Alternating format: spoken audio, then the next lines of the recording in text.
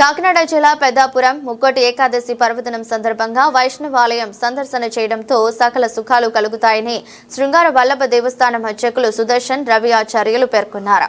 పెద్దాపురం మండలం తొలి తిరుపతిలో వెంచేసి ఉన్న శ్రీ శృంగార వల్లభ దేవస్థానం వైకుంఠ ఏకాదశి పర్వదినం సందర్భంగా తీసుకున్న చర్యలు, ఉత్తర దిక్కున స్వామివారిని దర్శించుకోవడం కలిగే ప్రయోజనాల గురించి రవిచార్యులు వివరించారు.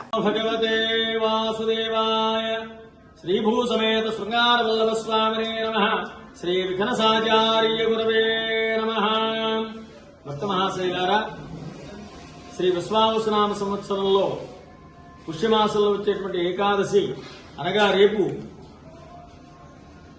ముక్కోటి ఏకాదశిగా దేవాలయాలన్నీ కూడా కళకళలాడుతూ స్వామివారి దర్శనానికే భక్తులు ఎంతో ఆతృతతోటి అభిమానంతో స్వామివారి మీద భక్తి శ్రద్ధలతో వస్తూ ఉంటారు.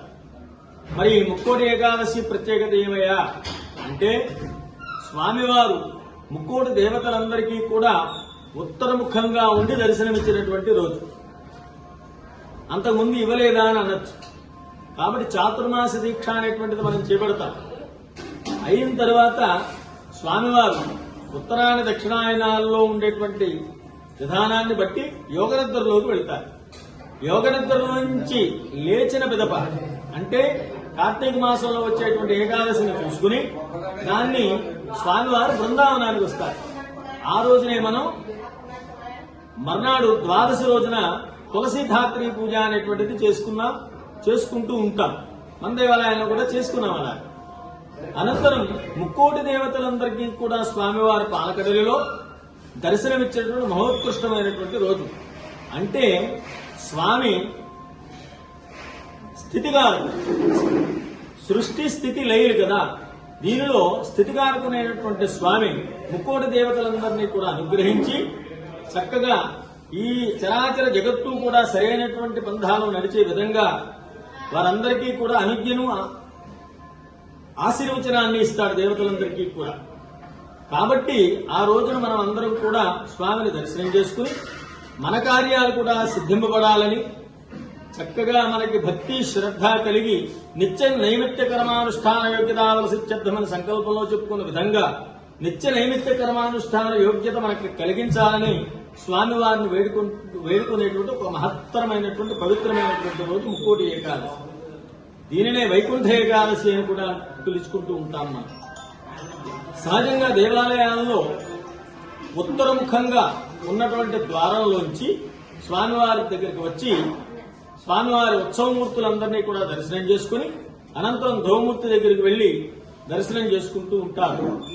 దీన్నే ఉత్తర ద్వార దర్శనము అంటారు, వైకుంఠ దర్శనము అని కూడా సూచించుకుంటూ ఉంటారు.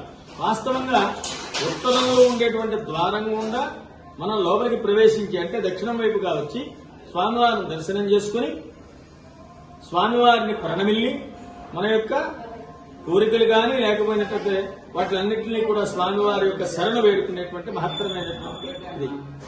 మన కాకినాడ జిల్లా పెద్దాపురం మండలంలో ఉన్నటువంటి తిరుపతి గ్రామం తొలి తిరుపతి అనిపించుకుంటూ ఉంటాం మనం.